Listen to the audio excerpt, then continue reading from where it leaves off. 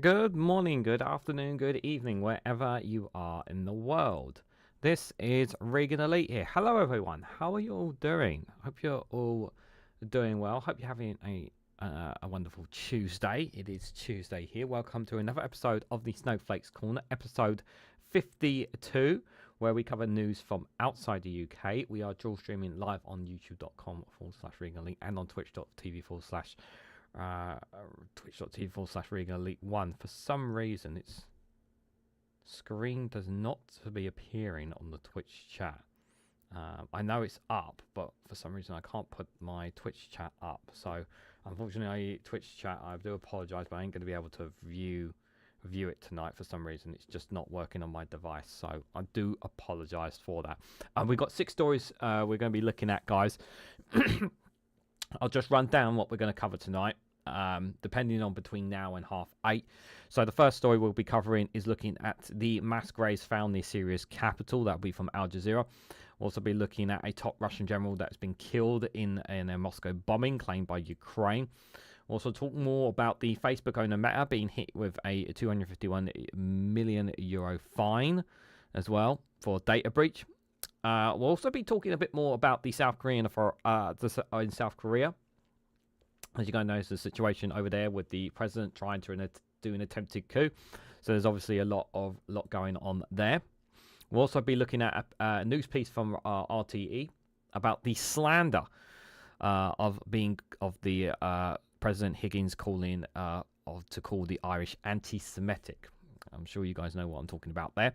And then finally, we'll talk about a judge in Trump's hush money case denies the bid to toss out the guilty verdicts to him. And that is regarding the 34 count felonies that Donald Trump received before the Supreme Court ruled on presidential immunity. So those are the 6 stories we're going to be covering today.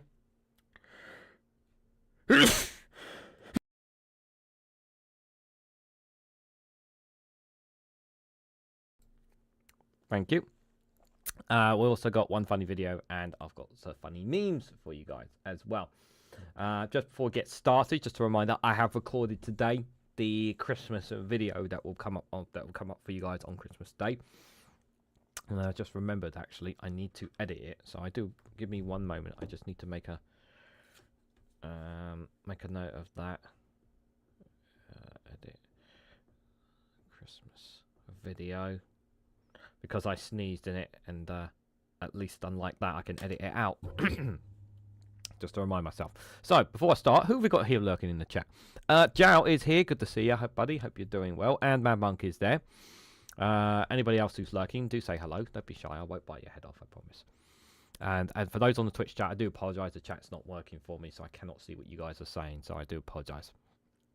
Right, so let's get started. First story here from Al Jazeera. The headline is: the mass graves are found near Syria's capital that could contain thousands of bodies. Burial sites are emerging across Syria after the ousting of al-Assad, accused of widespread extrajudicial killings. This is quite horrific. Now, I hate saying this. I hate saying this trope because it really does. It really does bother me. Thank you to Super Time. Appreciate it. Good to see you there. Hope you're doing well. And Genie Bottle. Good to see you there as well. I hate to say this, guys, but this does not surprise me. When you think about how this man and his father and his family basically have ruled Syria with an iron fist for a long period, this sadly just does not surprise me. But it is also it's so horrific. It's so horrific, and it makes me think about what's happening in Gaza, with so much bloodshed that is happening right there in front of the world, and so lack of accountability to it. And we'll talk obviously more about it with regards to the Irish piece later. But you know, just to see this, to hear this, you know, it shows that there were things going on in Syria that we didn't know, that maybe people weren't paying much attention about, or they didn't know about. And it's pretty depressing. While at the same time, as depressing and sad this is, and I do hope that bodies can be identified, and those who lost loved ones, or loved ones that went missing by this regime, that perhaps they can have some comfort in finding Okay, their body has been discovered. Some after many years, they find out what happened to their loved one, so that some people can have some closure to this horrible chapter, because that's what happened. A lot of people basically just disappeared. They just disappeared, didn't they? So it's pretty horrible. So a mass grave that could contain the remains of thousands of people has been found outside Syria's capital, Damascus, as the new interim government promises to hold accountable for those responsible for atrocities under the ousted President Bashar al-Assad. I do think that they will catch some people accountable. I do think they will get some people accountable. It's just a shame that they cannot get the president to be accountable for it. Julie Brown, Lipskin, good to see you both. Hope you're doing well. The site at Al Fredika, located 40 kilometers, 25 miles north of the capital, is one of several mass graves identified across the country after the collapse of the decades-long rule of the al-Assad family. 12 mass graves were also discovered in southern Syria. At one site, 22 bodies, including those of women and children, exhibited signs of execution and torture.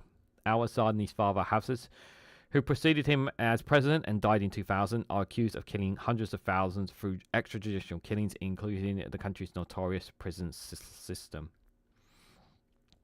Ungar Emid Ungar, if I mispronounced the name, I apologize. The professor of genocide studies at the University of Amsterdam told Al Jazeera that the killings of the centralized mass grave in Al Krafiga was a reflection of the killing machine of the Assad regime. The true scale of exactly how many mass graves are out there can only be found in the archives of the Assad regime. That's why it is absolutely crucial that they are handed in a professional way and people can't go pillaging them, he said. Yeah, it's really, really important that we can find hopefully some answers to this. Ungor said creating a DNA depository of the families whose relatives are missing would help match the remains to a name, giving closure to those who are still looking for their loved ones. Yeah, that's exactly what I was saying before. The professor was among a handful of academics who received videos and other evidence from anonymous sources as part of a year-long investigation into the burial sites. Al Jazeera's Mohammed Val, reporting from Quetta, if I said it right, said the Syrian Air Force intelligence was believed to have been in charge of transferring the bodies from the hospitals where they were collected from having been killed in prison or taking them to mass graves. And these mass graves hold the secret of 54 years of this despotism, torture and dictatorship, Val said, and this is only the beginning. And last week, Human Rights Watch visited the southern Damascus neighborhood of Tanamon, where it found human remains that showed signs coexisted with executions. And the New York-based organization called the Transitional Syrian Authorities to preserve physical evidence across the country. The commander-in-chief of the new administration, Ahmed al-Sharida, told Al Jazeera those who commit crimes against Syrian people or who actively help al-Assad commit those crimes would be brought to justice. We won't give up on delivering the justice that our people expect, and we will not let the atrocities committed against our people be forgotten, al-Sharida, also known as Abu Muhammad, has said.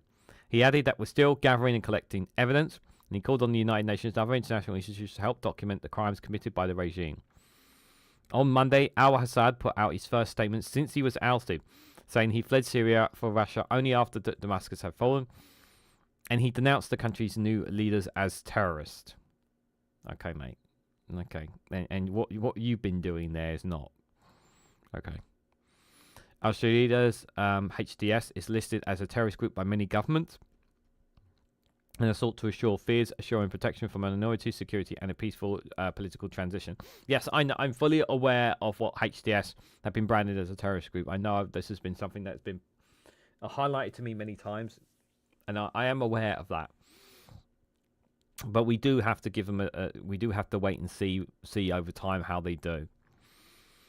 And I think that's I do think that's important. I get some people don't like the new regime. I know people don't like it, but honestly, what they have, my general belief is that I do think they will be better than what they had before. That is my general belief. I hope so. I really hope so. Some people are saying they're going to be worse off as a result of him being gone. I hope they're wrong. I really hope they're wrong. Those people who say that, and I really do hope it does turn out better for the people of Syria over time. But we were, again, it's like, like it's like this Labour government. No people are, I know people want to, like, I'm very critical of this Labour government, and I'm part of me is hopeful that there will be some prospects, but it's the same thing here. I've got to give them an opportunity to see what they can do. I've got to give them a time to build this administration. And if it obviously doesn't work out, then obviously the international community will condemn them, and rightly so. That will be a costly affair. Needing everyone DNA to check on testing remains a massive bones sab. Everything all comes out, unfortunately, at a time of cost. Yeah, Jeannie, absolutely. In Israelis' opinions, calling them genocidal maniacs in anti-Semitism, when I've heard Jewish people calling other parts of Europe and the worst, calling them the same. But yet, when some Christians and Kurd refugees from Syria arrive, having travelled through a Catholic charity, who said their entire village with thousands had been levelled by Assad, and they did talk about it, but nothing came from it. And by the way around, only 200 people, mostly children and women, were the only survivors. The Kurds pretend to buy Christian too, in order to reach Turkey and then being brought here to Portugal. They had to cover who they were, otherwise they would be, they could face some consequences. Yeah. I hate sneezing during live streams, Super Tiny. It bothers me a lot. I've had to re-record videos sometimes when I do it, even though I could just edit it out. It does bother me. And these graves, I do hope they're, like I said, I have to wait and see what they do. I know right now, obviously, Israel are not helping themselves with their actions in Syria. I do hope they stop at some point, just like I hope they stop in Gaza. They have stopped in Lebanon. There is still some slight skirmishes, but not much reporting of it. And we'll just have to wait and see on it. But that is kind of one of the latest reports that we have there. Obviously, more will be talked about Syria as time goes on, guys. So this was an interesting story that's picked up in the news around the conflict here between Russia and Ukraine. So a top Russian general was killed in a Moscow bombing claimed by Ukraine. So let's read a bit more into this. So a senior Russian general, this is from the Association Press for reference. So a senior Russian general was killed Tuesday by a bomb hidden in a scooter outside his apartment building in Moscow, a day after Ukraine's security service leveled criminal charges against him. An Ukrainian official said the service carried out the attack. Lieutenant General Igor Kilogov, the chief of the military's nuclear, biological, and chemical protection forces, was killed as he left for his office. Kilogov's assistants also died in the attack. Don't want to show that picture because it's a dead body. Kilogov, 54, was under sanctions from several countries, including the UK and Canada, for his actions in Moscow's war in Ukraine. And on Monday, Ukraine's Security Service, or SBU, opened a criminal investigation against him, accusing him of directing the use of banned chemical weapons. An official with SBU said the agency was behind the attack, and the official, who spoke on condition of autonomy because they were not authorized to release the information, described Kilorov as a war criminal and an entirely legitimate target. The SBU said he had recorded more than 4,800 occasions when Russia used chemical weapons on the battlefield since its full-scale invasion in February 2022.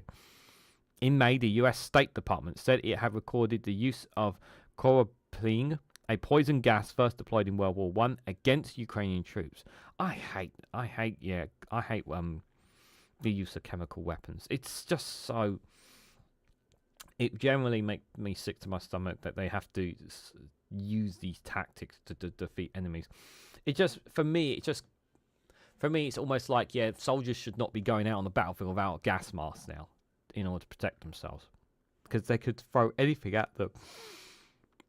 Russia has denied using any chemical weapons in Ukraine, and in turn has accused Kiev of using toxic agents in combat. Here's the thing, right?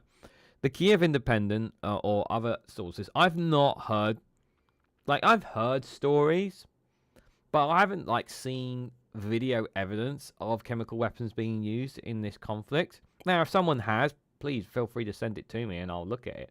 But I haven't seen chemical weapons being used, and maybe that's just me not catching it. But I know I hear it, but I haven't seen it. And the chances are, if there are chemical weapons being used, it's more likely to be from Russia than from Ukraine. But I'm not going to say that they definitely haven't, because I haven't seen footage. I don't know if anyone here in the chat has. Killigov, who took his current job in 2017, was one of the most high-profile figures to level those accusations.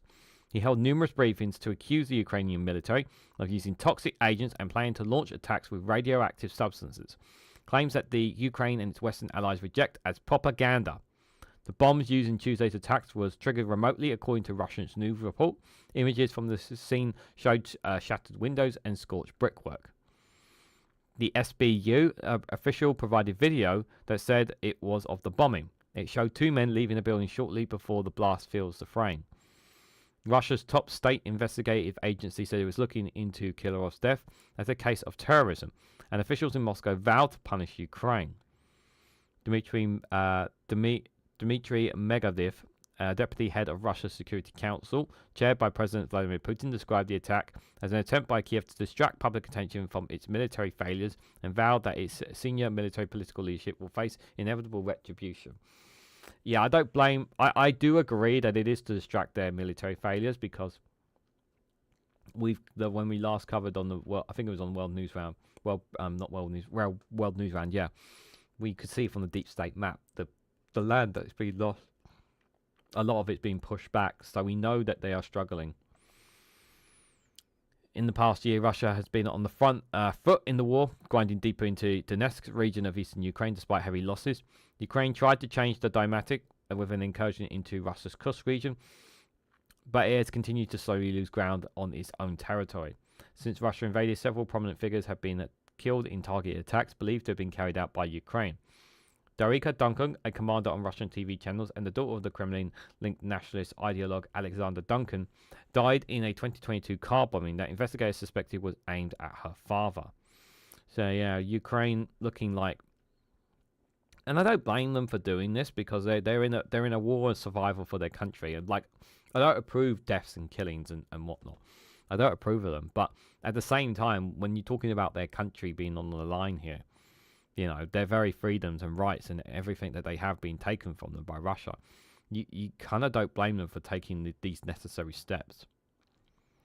Vladimir Tarsky, a popular military blogger, died in April 2023 when a statue given to him at a party in St. Petersburg exploded. A Russian woman who said she presented the figure on orders of contacting Ukraine was convicted and sentenced to 27 years in prison. Wow. In December 2023, Ivan Kevka, a former pro-Moscow Ukrainian lawmaker who fled to Russia, was shot and killed near Moscow. Ukrainian military intelligence lauded the killing, warning that other traitors of Ukraine would share the same fate. On the 9th of December, a bomb planted under the car of the Russian-occupied Ukrainian city of Donetsk killed Sergei Lyoskovas, a former head of the Oskavia prison, where dozens of Ukrainian prisoners of war died in a missile strike in July 2022. One other person was injured in the blast, when Russian authorities said they detained a suspect in the attack. Yeah, so there's been a lot of these attacks. I haven't really covered too many of them. Too many of those attacks, but one or two of them I do recall, especially the blogger one. The blogger one, definitely, I remember that one. But yeah, with the situation, I mean, I know right now we're just kind of waiting for the Trump administration to come in to see what they're going to do with regards to this conflict, because I've said this already, and I'll remind you guys. So Russia are building up their propaganda machine, getting it ready to declare victory if a ceasefire peace agreement is secured with Ukraine, with America mediating it. If that does come about, because they want to portray it to the Russian people as they have achieved their goals and their aims and whatnot, glory to Russia, blah blah blah blah blah, because they want to paint that picture to the Russian people, because that is the intention there. And the question is, obviously, what is Zelensky going to be left with, apart, you know, because I do think it's going to be the case of they're going to have less territory at the end of this. But unfortunately, that's just the situation I just think they're going to be left with. It's not right.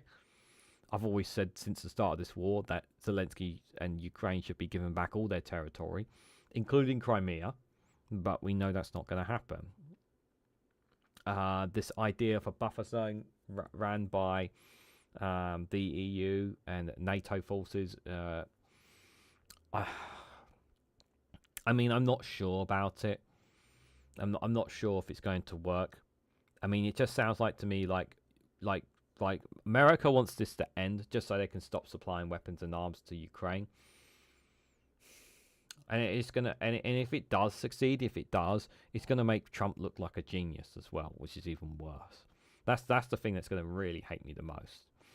Maybe the scooter was one of those that exploded because of faulty. No, I think it was intentional. It was intentional. Good to see you, number 3. What I know is that Russia some years ago produced and sold more quality of chemical agents and chemical weapons in the US and Europe, including the UK together. Yeah, well, we remember the poisoning. Remember the poisoning of the Russian agent in the UK. Remember that. We know that they have weapons. We know they're supplying weapons. We know that. But do we know that they're actually using them in the actual war in Ukraine? I think that's a question, because I've not seen video footage. Like I've heard some newspaper articles, but it's not like I've seen like a Ukrainian soldier giving his story about how he was hit by a chemical attack or something like that, because you would think that would be a story worth covering if something like that was to be true. That's the thing. Like, if I see a story like that, I will definitely cover it. But I have yet to see a story like that. And I could be wrong. It may have been, I may have missed it, but I doubt it very, very much. So we will see, guys. But yeah, if I get time, I will do a world news round and we'll cover the deep state map again, because it'll be interesting to see how far they've been pushed back since we last covered it. So I do think that's going to be interesting for sure, guys.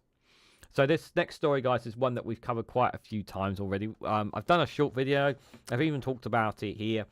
I'm pretty sure this is the same one, because Facebook have been getting this quite a bit now. So Facebook owner Meta has been hit with a 251 million euro fines for a 2018 data breach. So this is basically in order to protect the EU, to protect the EU from its privacy and whatnot. And I love this story because it shows that social media doesn't have all the powers in the world. And we need to hold social medias to account. Governments, politicians need to hold social media to account. We can't allow them to have all the power. Because if they have all the power, then they will be able to control everything. And this is I really, while it may not, like, the thing is that it's not even to them, considering how much they have, it's really not, it's drop in the bucket really compared, with some of these social media companies, to be fair. So the European Union's privacy watchdog hit Facebook's owner Meta with fines totaling 251 million euros on Monday, after investigation into a 2018 data breach on the social media platform that exposed millions of accounts. Ireland's Data Protection Commission issued the penalties after wrapping up its inquiry into the breach, when hackers gained access to users' accounts by exploiting bugs in the platform's code that allowed them to steal digital keys known as access tokens. Under the 27 nations EU strict privacy regime, the Irish watchdog is Meta's lead privacy regulator because the company's regional headquarters is based in Dublin. The watchdog issued remands and administrative penalties worth 251 million euros after it found multiple infringements of the rules, known as the General Data Protection Regulation. The company has said it would repeal the decision. The decision relates to an incident from 2018, and we took immediate action to fix the problem as soon as it was identified, Meta said in a statement. The company said it was proactively informing people impacted as well as the Irish watchdog. When it first disclosed the problem, Facebook said 50 million user accounts were affected, but the actual number was around 29 million, including 3 million in Europe, the Irish watchdog said on Tuesday. The company has said that after discovering the bug, it alerted the FBI and regulators in the US and Europe. The hack involved 3 distinct bugs in Facebook's View As feature, which lets people see how their profiles appear to others. The attackers used the vulnerability to steal access tokens from the accounts of people whose profile came up in searches using the View As feature. The attack then moved from one user's Facebook friend to another. Possession of those tokens would allow attackers to control those accounts. So that's basically what the breach was. So it wasn't in so much as so much money, but yeah, obviously people put their whole life stories on Facebook. You know, they have everything put on Facebook, and you know, I'm glad I don't put everything. Like, I remember at a time I used to put a lot on Facebook, and now I barely put anything on there. You know, just for my own privacy, and I'm glad I don't now. But you know, people still put everything on Facebook, and it's very, very scary if you do that as well, because obviously something like that happens. But it does also, at the same time, it means that there is a great deal of pressure under social media companies to ensure that they are protecting their customers. And I do call them customers because at the end of the day, you're plugging loads of adverts in front of them using your platform. So it is in the terms customers as well. Wayne Pagan, good to see you there. Hope you're doing well. Billy Kershaw as well. Good to see you there. Hope you're both doing well. Mark Zuckerberg ignored the demand to be grilled by Parliament. Yeah, that really pissed me off, because when he was pulled in front of the US Supreme Court, and he said yes to that. But when it comes to us, he ignored us. It's very, very annoying. But it just shows how little. It shows, yeah, that we're not as big, as strong as people, as tough as Britain thinks it is sometimes. There are pending cases in the EU against Musk too. Yes, I'm aware of that, says Jal. And the fines will be equivalent to the profit of his businesses in Europe. Yeah, he's ex social media. It's not doing very well in terms of profit. It's doing really, really bad. Like, they are desperate for people to buy blue ticks and whatnot. I really don't tweet as much as I used to. I still use the account. I'm still quite I'm more active on Blue Sky than I am on X, but I still use it. But I don't tweet as much as I used to. I think that Russia should dig a huge ditch on the side of the border to make a defensive barrier. There could even be a canal. I think the West should grow a damn spine, says Wayne Pagan. Yep, that's true. They should grow a damn spine. We need to move the US from the equation. This is what allegedly was said in the EU foreign ministers. I don't think you can remove the US in this situation when it comes to securing a peace deal, because of the fact of how much the argument will be from the US. Hey, we've given more money, more military aid than you got. You guys have given more. You guys may have given more aid to Ukraine, but we've supplied all the weapons and more weapons and arms than all of you guys combined. So we demand to be at this table. America can say that. And I'm sorry, but America, I know people may not like what I'm about to say, America absolutely has a right to be on the table here because of how much they've invested in this war, in supporting Ukraine. They absolutely have a right to be on the table. I'm sorry, I know it's not. I understand it's an EU affair. It's a Europe affair because it's in Europe, and it's on the border with the European Union, but considering how much money, how much weapons that they have put into supporting Ukraine, America has a right to be on that table. I'm sorry, but I have to agree that America has the right to be on that table. I know it doesn't. I know it's not right, especially with the people that Trump's administration has, and I totally get that. But they have a right to be on that table, and I think it's wrong to try and push them out of the equation. This has to be done with Russia. Has to be done with Ukraine. It has to be done in cooperation with Europe, with the UK, the UK, and US. It needs all these big countries around the table. They all need to be around the table for it. Given the present situation, removing the US was that in the future Europe will remove the US from the equation of defending us. Even France has volunteered to produce more nuclear warheads. In the future, yeah, over time we must. The EU, the European Union, Europe, and UK, we must over time become less reliant on America. This is absolutely true. This is absolutely true. We need to pump up our defense and protect ourselves from Russia. This is absolutely 100% true. We do need to do that. Become less reliant on. We're less reliant on America. This is absolutely 100% true. And I do believe that we will do that, but it's still going to take a long time to do so. But at the same time, also dealing with internal issues as well of people trying to undermine the European Union. It's still. So there's still that issue. I have very few photos of me in existence. I do not put out info on Facebook to compromise myself. My birthday is different. No details. Totally understandable. Totally understandable. But I'm already out there on the internet as it is. So it's war, boys. Yeah, more money. Yeah, they may start up a war somewhere else probably. For because if this war ends, they'll be saying, well, we need to sell our weapons somewhere else. Start a war somewhere else then. That's what they'll want. The basis in the aerosols was in question in so many bases in Europe, they will not renew the contracts. And the regular people on this island, half the experience hardships many times as one angry pagan. The measure of this is how we adapt to each event, which is one we should never underestimate. Scotch, Welsh, Irish, and English as one angry pagan. Yes, thanks for your comments, guys. Appreciate it. Wow, we've already gone 40 minutes in. Well, 10 minutes of it was 10 minutes has actually been the countdown. But thank you guys so much for coming along. We still got a couple more stories to cover here, but before we do, just have a little funny video to kind of break things up. So I hope you guys enjoyed this. This one that's been around. It's about a month ago. This one was put out, but I thought I bring back this one. I thought it's a nice funny one here from Matt Green. So I hope you guys enjoyed this one.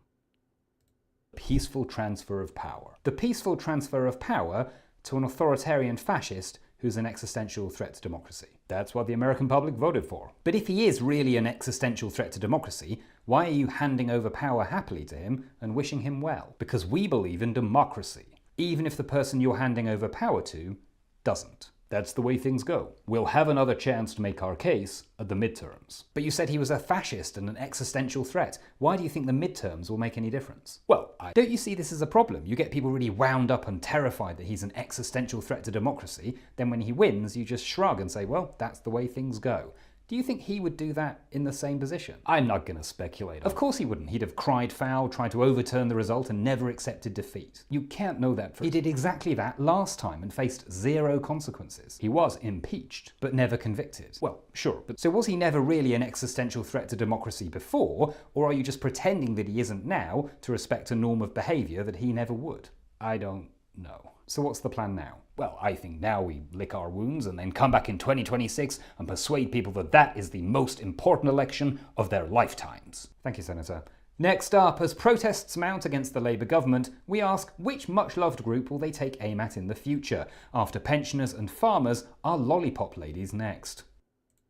Those damn lollipop ladies. Damn those lollipop ladies. They're going to be next. They are going to be next, I'm telling you. Dear, oh dear. Guys, if you haven't already, please hit the like button. We greatly appreciate it. Share this across social media if you haven't already. If you haven't subscribed already, please consider subscribing. If you can help me get to 2,000, it would be greatly appreciated. I don't expect to hit it by the end of this year, but if you can help me get a little bit closer to it, it'd be greatly appreciated. And if you guys want to go one step further and financially support me in the work that I do here, you can do so by leaving a super chat. I'm guaranteed to get your comment read out if you do leave a super chat. I really do appreciate them.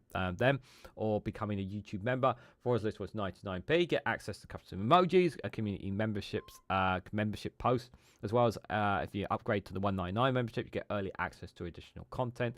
And if you comment on any of my videos as a member, you also get a response from me. You get emojis like these guys. These guys behind me. Ollie, Pingu, and Cash Dummy. As I'm sure someone will show some of the fancy emojis that you can get just by being a YouTube member for just 99p. So do check that out. Be greatly appreciated if anyone's interested. So the next story I've got, guys, is from the Central News Asia. This is obviously regarding South Korea specifically, because a lot have been talking about South Korea, obviously. So South Korean authorities have failed to raid the presidential office again, according to a report. So they've been trying to... So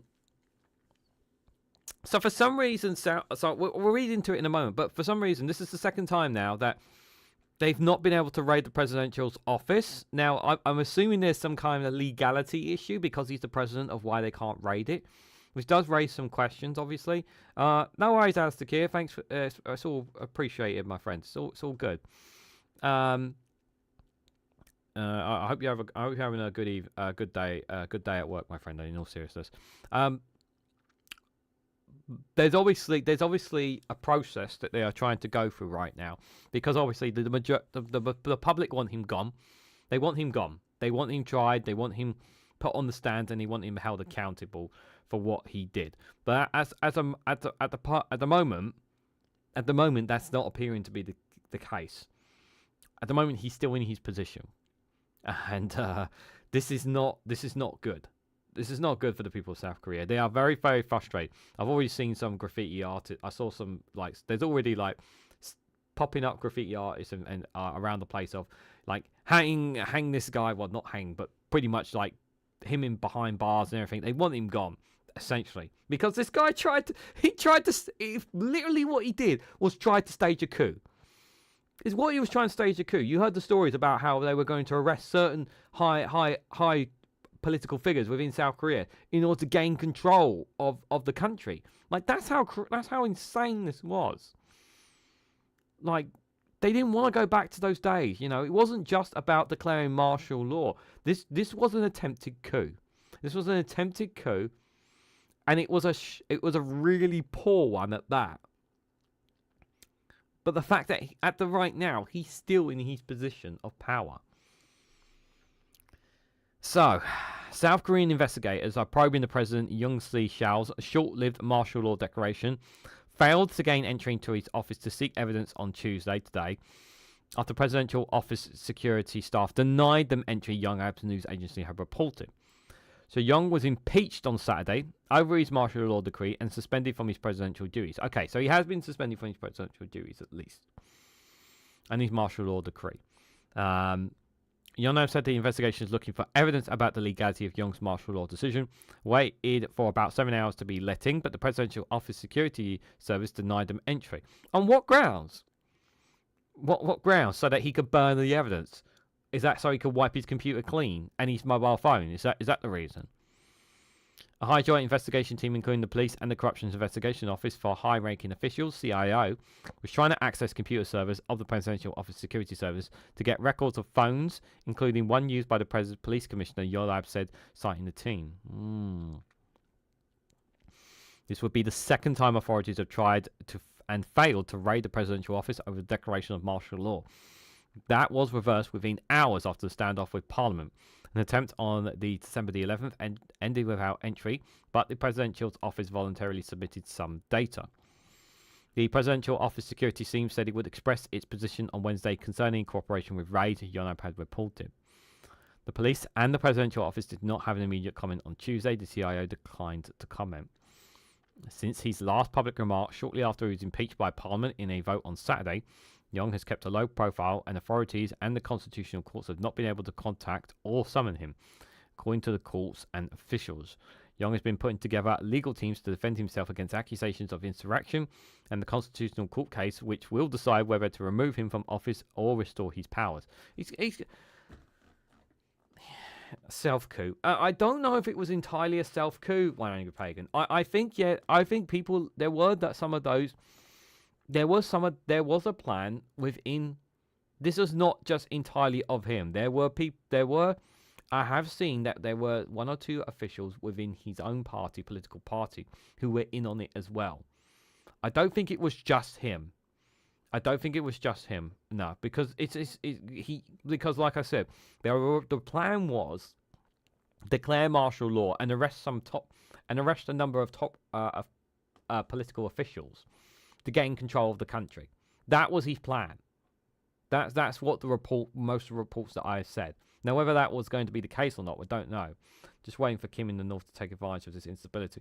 They could take well advantage of this situation. But so far, North Korea have just been dead quiet.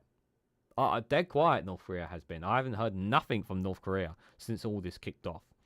I've heard nothing from them.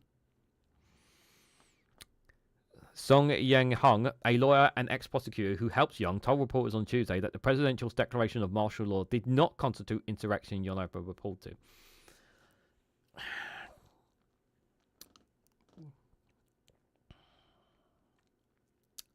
I have to agree with that, because they have to prove without a shadow of a doubt that he was going to be doing an insurrection.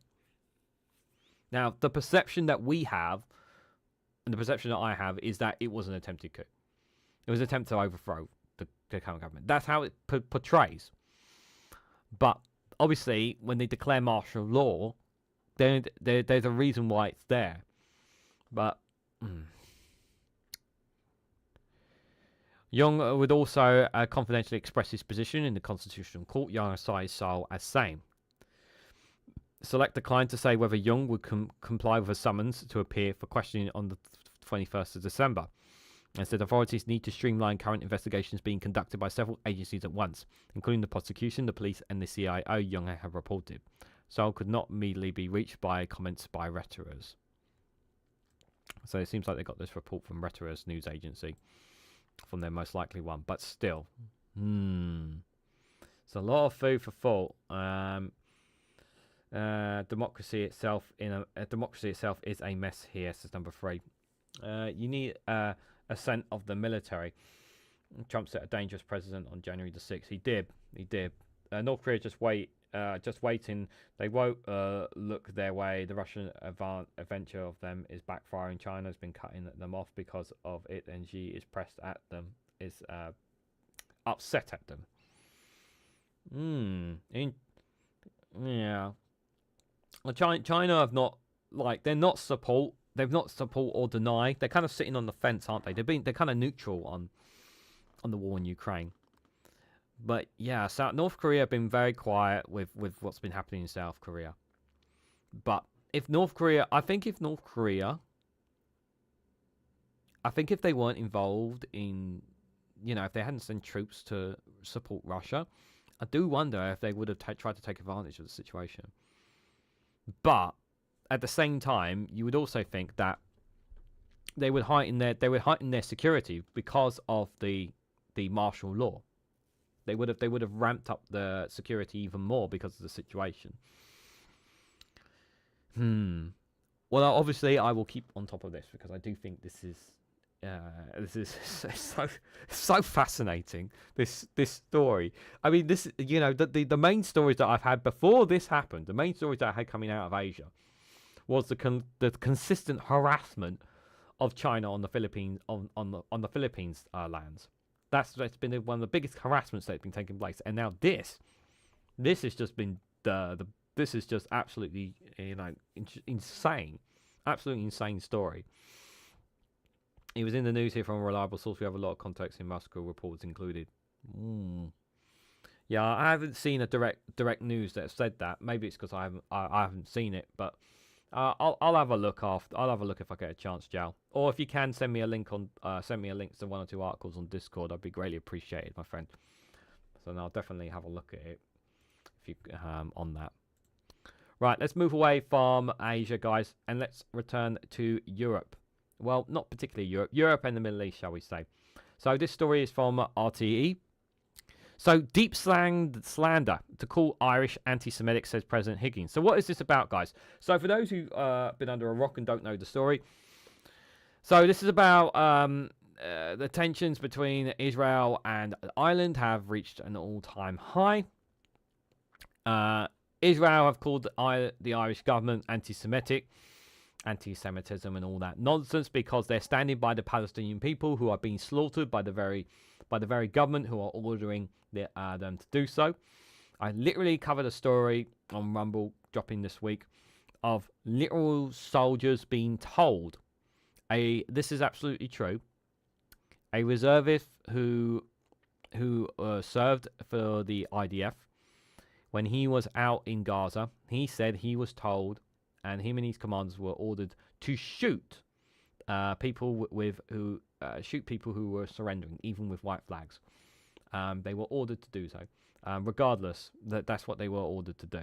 I mean, how much more news and stories do I need to cover to say this? I'm going to turn this into a positive. Well done, Ireland. I love Ireland so much. I'm so proud to have Irish blood running through my veins. I am so proud of them of their history of seeing exactly what is going on, for standing up for the rule of law, standing up for international law, and saying, no, what you guys are doing is wrong, and you know it's wrong, and calling it out for what it is. Oh, please give me the name of the woman who constantly has been mentioning, who's constantly with her speeches in the EU, guys. Oh, give me her name. I can't remember. She's been absolutely brilliant. I think she had an interview recently, not too long ago, with Politics Joe. Doc Davis, good to see you there. I hope you're doing well. My nothing but, you know, to call them names and whatnot. It's just like you've got no legs to stand on. And I hope that more countries will stand up and take notice. It's good that I know some of the Nordic countries, Norway, I believe, has also been on the same par with Ireland about Israel. I'm sure one of you guys will mention one or two other countries that are on the same par as well. But yeah, we need more countries to stand up and say, look, this is not acceptable. This needs to stop. You know, we need more countries to say that, you know, to apply pressure on the bigger Western nations like France, like Germany, like the UK, like America.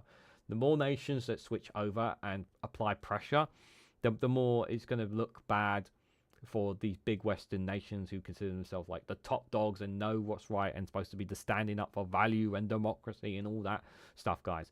You know, we need more countries like them to stand up. And I really, really hope that does turn out to be the case here.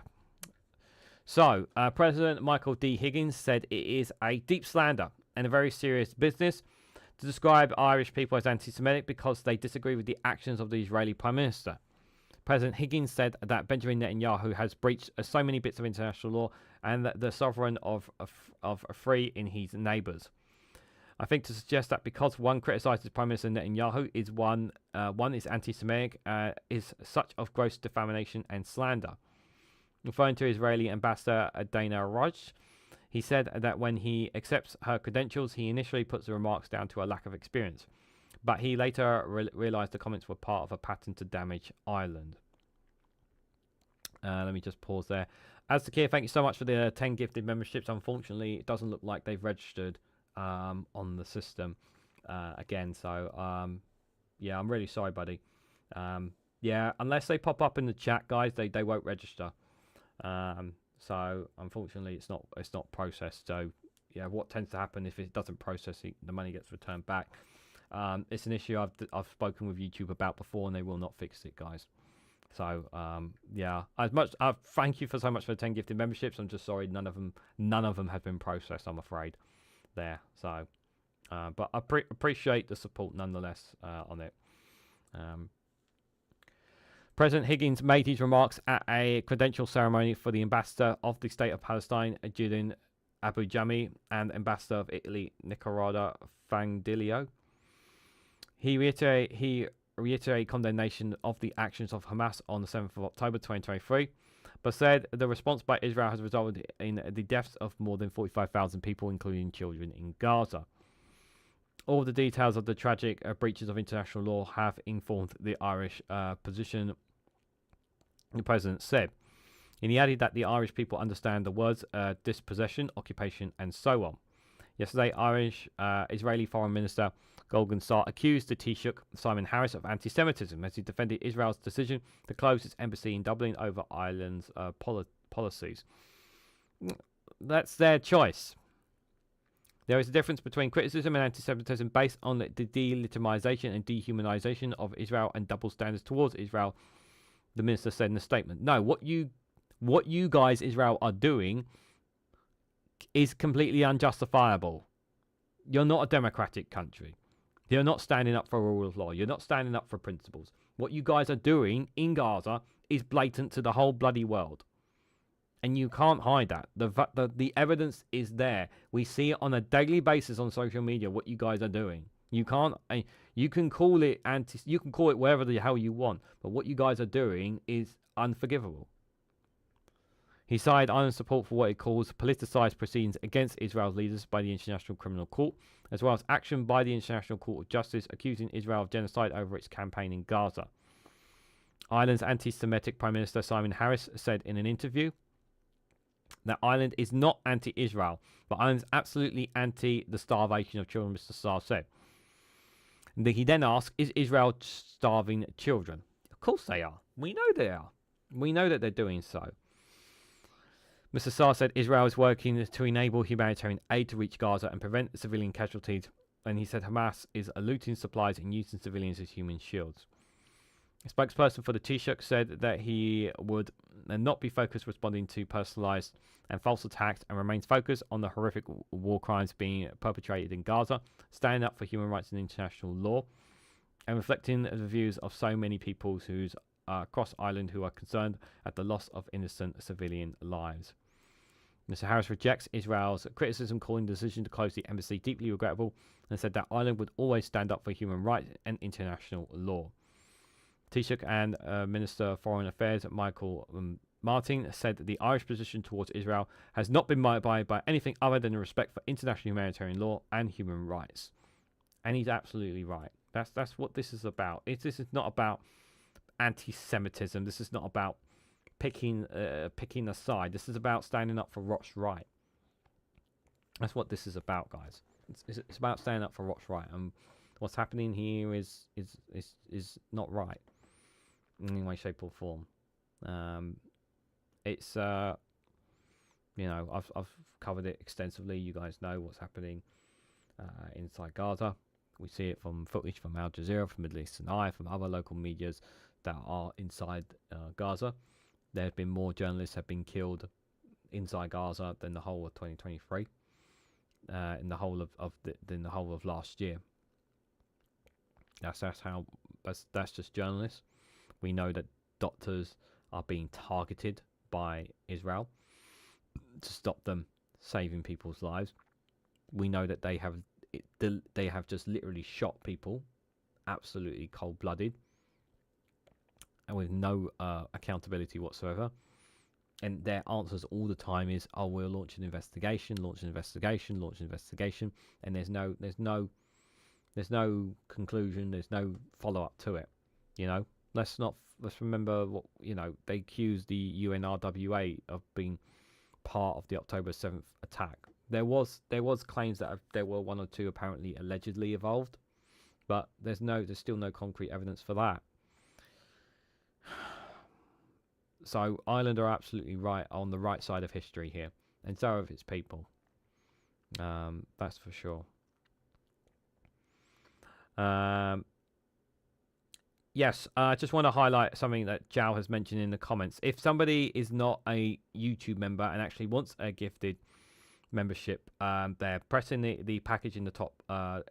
Anyone that is a non-member, so you have to opt in if you want to be a gifted YouTube membership. Basically, I know it's very, very stupid and you shouldn't have to have that, but yeah, they say that to encourage if people want to get a gifted membership.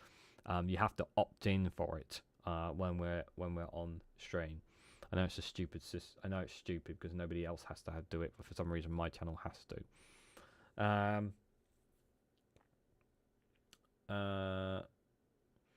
Genocide, that's what they are doing. They saw the same images in the school that they describe what's happening in Warsaw, says Jao. I still can't believe Starmer supporting Israel. That's because Israel Friends group in Labour. That's why. And Israel is deep rooted within the British politics and its government. That's one of the reasons.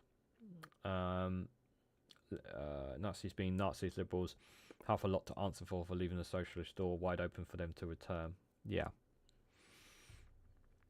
indeed. So the final story I've got for you guys. Let me make sure. Why is it? Sorry, 1 second. Is that the right one? Yeah. So the final story I've got for you guys, let me just pause the video here. So I'll talk a little bit about this one. This one is from NBC News. This is over in America. So the judge in Trump's hush money case has denied the bid to toss out the guilty verdict. So the president-elect has argued the charges should be dismissed because of the Supreme Court ruling on presidential immunity in July. So obviously there's supposed to be still the sentencing against Trump because obviously because of his guilty verdict on the 34 counts of felony. So the judge is refusing to rule it out. They're obviously going to try and appeal it again and try to defend it. I'm not sure how much power. I'm so glad that they do have a justice system, quite a strong justice system, but I don't know how much the government are going to try and dismantle I do feel like that Trump, one of the things he is going to try and do is dismantle the justice system in the US as much as he possibly can, to give him some, to basically, and try everything that he possibly can to throw out this guilty verdict on him. Other cases against him have been shelved or trying to quiet it down so they don't, hopefully that it's not chased up by Trump. But I'm pretty sure he's gonna try and clamp down on it. You also have to remember that while there is this ruling on presidential immunity, he is not currently, as of right now, the president. He's the president-elect. So it's, I believe it's till the 20th of January before. Yeah, it's 20th of January, isn't it? I believe it is. Before he's, I'm just looking at the calendar. Yeah, sworn in on the 20th. That's a Monday. So until that, he's not got presidential immunity. It's a very, it's so stupid. It's just because he was previously a president and it's just seen differently to him. It's so stupid that he has, if this is any other ordinary American, they would just be behind bars or they would have paid the fine or whatever. But because this is Donald Trump, he's treated indifferently. Yeah, I hate it. I really do. So, the New York judge who presided over Donald Trump's hush money trial has denied the president-elect's bid to vacate his guilty verdict on presidential immunity grounds. Defendant's motion to dismiss the indictment and verdict is denied, Judge Moran Mushkin wrote in a ruling on Monday. Mushkin handed down the decision after he will also deny Trump's argument that he is already protected by presidential immunity because of his election win. This court does not agree, he wrote.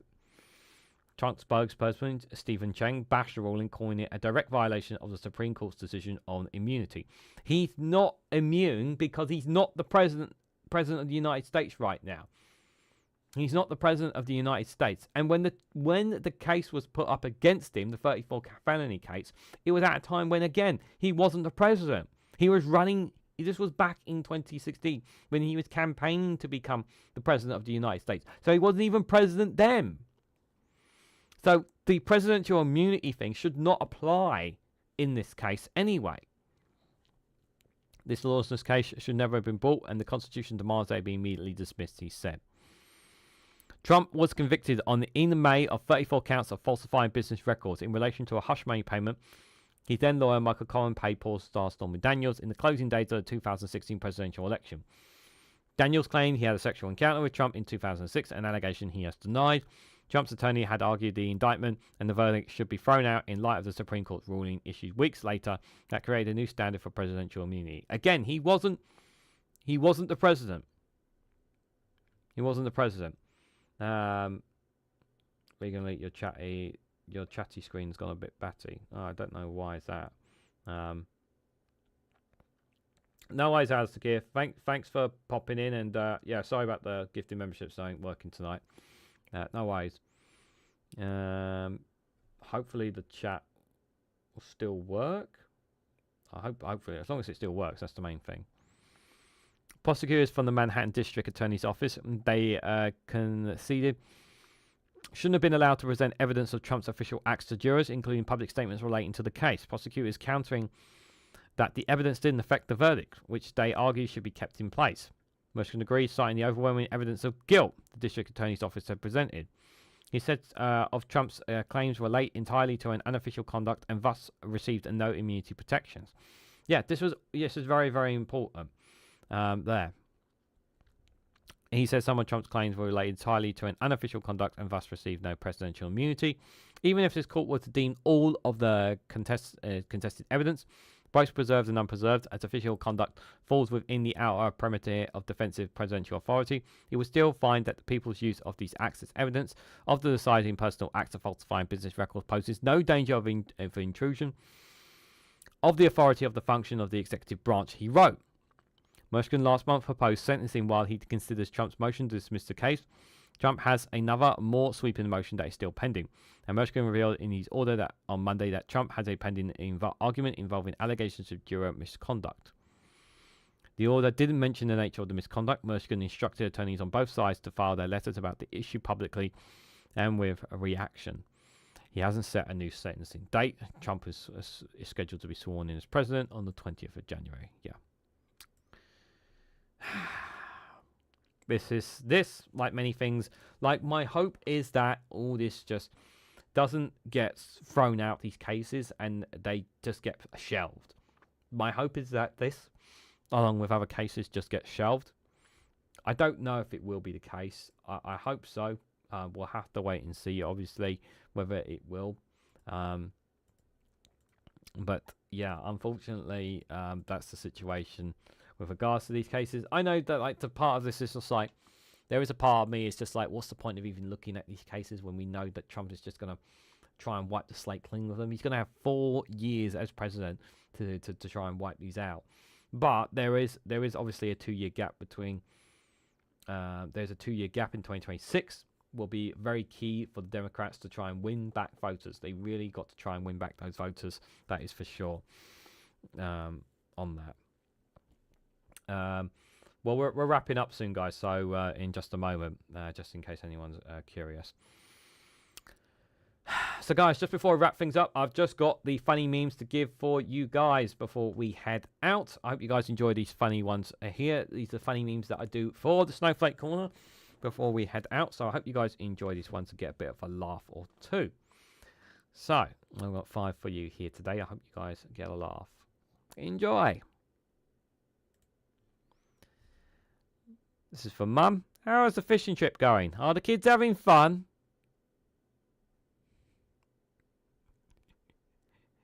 He's got a big one. And he's got a bigger one.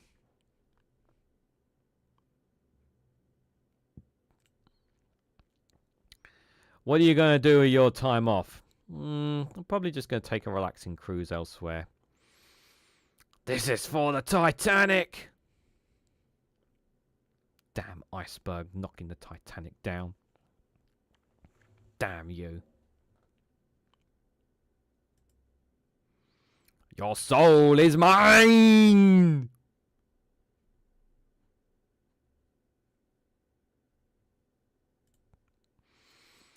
Please prove that you are human.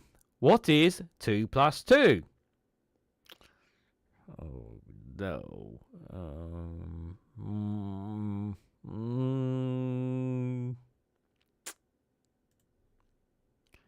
They told me I could be anything. So I became Spider-Man. Do-do-do, do-do-do, do-do-do, do-do-do, do-do-do, do-do-do. Spider-Man. What a fascinating Spider-Man. Anyone can be Spider-Man. Anyone can be Spider-Man. Hope you guys enjoyed those funny memes, guys. So, guys, I want to say a massive thank you, guys, for coming along. Thank you, guys, for all your comments. Unfortunately, Alistair Keir there trying to help out the channel with the gifted memberships. It did not process, which is really sad. Because yeah, I'm really not going to make much money next month, unfortunately, for the looks of it. But that's okay. I know some people are going to be heading across over to Geoscopes right now to check out to see what. I don't know if it's Graham and Ollie from Bowler Hat Man there, but if you guys are going there, then enjoy. If not, obviously, I will be lurking on Max's live stream in about half an hour time there as well. But in all seriousness, thank you guys all so much for your comments. Thank you guys for hanging out with me. What did you guys think of some of the news that we covered today? Let me know down in the comments section below what you guys thought of some of them. Just a final reminder before we head out. I will be covering the final Prime Minister's questions tomorrow at 12 p.m. So if you guys want to watch Prime Minister's questions with me, you're more than welcome to join me on that as well. And then tomorrow night, myself, Lee Korn, the Snowflake Show, Christmas special. Do join us for that at 8 p.m., guys. It'd be greatly appreciated if you could join us for that. We really, really appreciate it. Taking us back to some good old days. So we'll definitely have some fun with that. So do join us if you can for that. And then on Thursday, we'll have the Snowflake Watch. So, yeah, thanks, guys, for watching. Take care, as always. But just before I go, I have one last final thing. If you haven't already, please hit the like button. Be greatly appreciated. Share this across social media so others are notified of this video. If you haven't subscribed already, please consider subscribing, because it really does help support the channel. If you want to go one step further and financially support me and the work that I do here, you can do so by becoming a YouTube member for as little as 99p, or join me on Rumble or Patreon for exclusive content on those platforms. So thank you all so much for watching, and I hope to catch you all very, very soon.